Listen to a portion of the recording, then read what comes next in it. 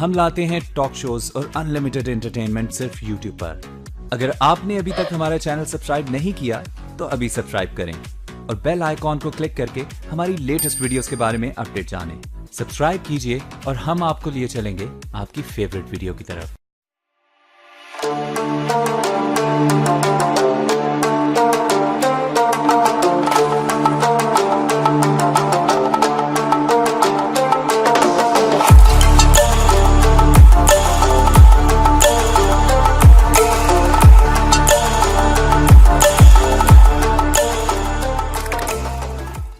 السلام علیکم ورحمۃ اللہ وبرکاتہ۔ آج میں آپ کو بتانے جا رہا ہوں کراچی کی تاریخ کے بارے میں۔ کراچی کی تاریخ یونان اور عرب کے دور سے شروع ہوئی۔ عربی اس علاقہ کو بندرگاہ ویبل کے نام سے جانتے تھے، جہاں سے محمد بن قاسم نے سن 712 میں اپنی فتوحات کا آغاز کیا۔ برطانوی تاریخ دان ایلٹ کے مطابق کراچی کے چند علاقے اور جزیرہ منوڑا ویبل میں شامل تھے۔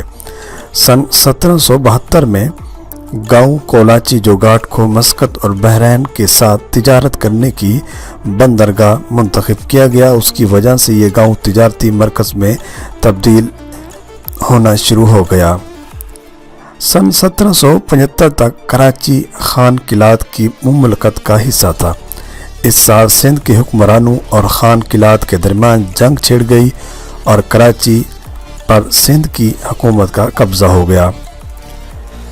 اس کے بعد شہر کی بندرگاہ کی کامیابی اور زیادہ بڑے ملک کی تجارت کا مرکز بن جانے کی وجہ سے کراچی کی آبادی میں اضافہ ہوا۔ اس ترقی نے جہاں ایک طرف کی طبقہ کے لوگوں کو کراچی کی طرف کھینچا، بلکہ وہاں انگریزوں کی نگاہیں بھی اس شہر کی طرف اٹھی۔ پھر انگریزوں نے 3 فروری سن 1839 میں کراچی پر حملہ کیا اور اس پر قبضہ کر لیا۔ 3 سال کے بعد شہر کو برطانوی ہندوستان کے ساتھ ملحق کر کے ایک ضلع کی حیثیت دے دی گئی۔ پھر سن 1876 میں کراچی میں بانی پاکستان محمد علی جناح کی پیدائش ہوئی۔ اس وقت تک کراچی ایک ترقی یافتہ شہر کی صورت اختیار کر چکا تھا، جس کا انحصار شہر کے ریلوے اسٹیشن اور بندرگاہ پر تھا۔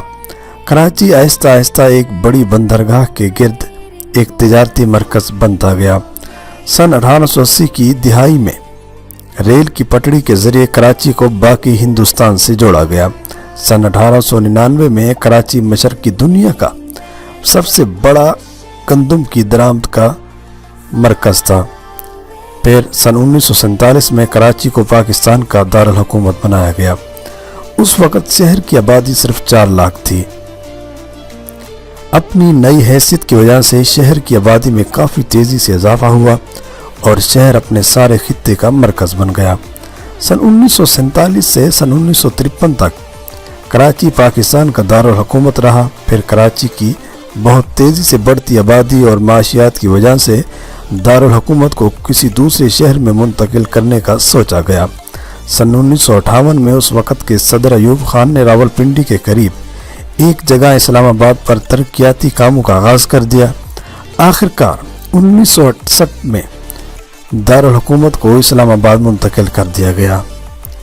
کراچی پاکستان کا اب بھی سب سے بڑا شہر اور معروف صنعتی اور تجارتی مرکز ہے۔ کراچی سن 1980 اور سن 1990 کی دہائیوں میں تشدد، سیاسی اور سماجی ہنگامہ آرائی اور دہشت گردی کا شکار بنا رہا۔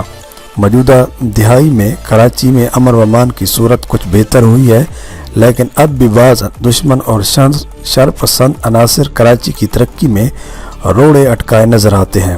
بہرحال ابھی بھی کراچی میں ترقیاتی کام بہت تیزی سے جاری ہیں اور اس کے ساتھ ساتھ کراچی ایک عالمی مرکز کی شکل میں بھی سامنے آ رہا ہے۔ حال ہی میں کراچی کے رونقوں کو ٹارگٹ کلنگ نے بہت حد تک متاثر کر دیا ہے، جس کی وجہ سے کراچی جو کہ ایک روشنیوں کا شہر مشہور تھا، اب بدحالی اور بے روزگاری اور لوڈ شیڈنگ کا شکار ہو چکا ہے۔